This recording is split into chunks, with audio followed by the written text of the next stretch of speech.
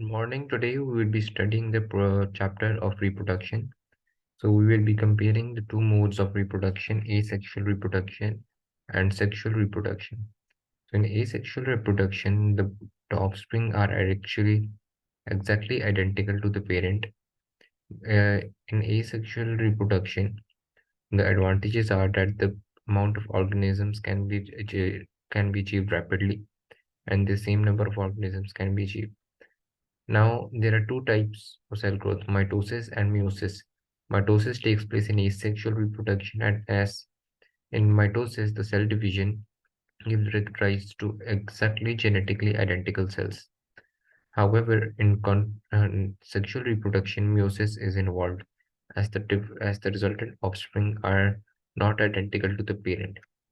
The disadvantages of asexual reproduction are that the resultant offspring don't have any resistance to microorganisms such as bacteria, since they have the same genetic DNA as their parents. These disadvantages can result in their early death. Following are the same disadvantages listed, which I have just discussed to you. Now we will be more covering about the sexual reproduction in human beings. So in this, if we talk about sexual reproduction in human beings, there is firstly we will be discussing the male reproductive system. The male reproductive system consists of testes. So the testes are matured when a human develops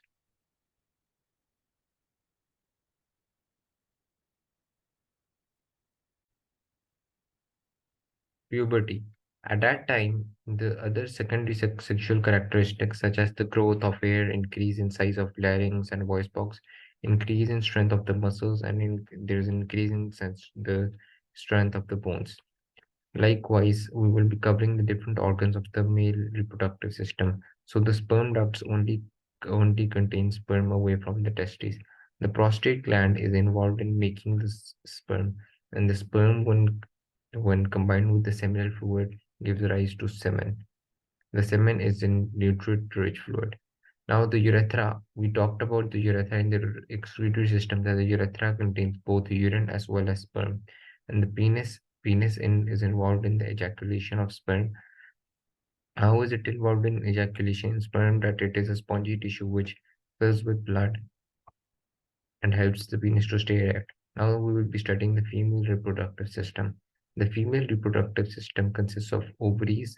The ovaries are basically always present in two pairs.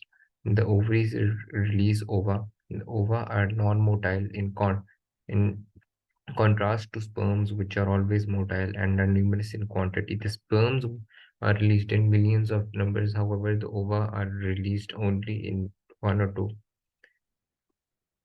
Now, if a woman is to be fertile, the number of ova have to be fertilized by the male gametes. Apart from the ovum, there are many other organs as well, such as the oviducts, in which fertilization takes place. About one third of the fertilization takes place along the oviduct. This is a very important MCQ question. Now comes the uterus. You have to remember that the uterus is the region where the embryo develops during pregnancy, and if it does not, and if the implantation does not take place in the uterus, then the pregnancy has to be terminated. Now, vagina. The vagina is the area where sexual reproduction initiates, as it is the area of copulation. Here are the differences listed, which I told you before, between the male and female gametes. The male gametes are extremely small, whereas the female gametes are extremely large. Also, the male gametes, which refers to which are sperms, basically have both X and Y chromosome. So the male child has both an X and Y chromosome. However, a female child only has an X chromosome. Thank you. Now we will be covering the menstrual cycle in detail in the next chapter. Thank you.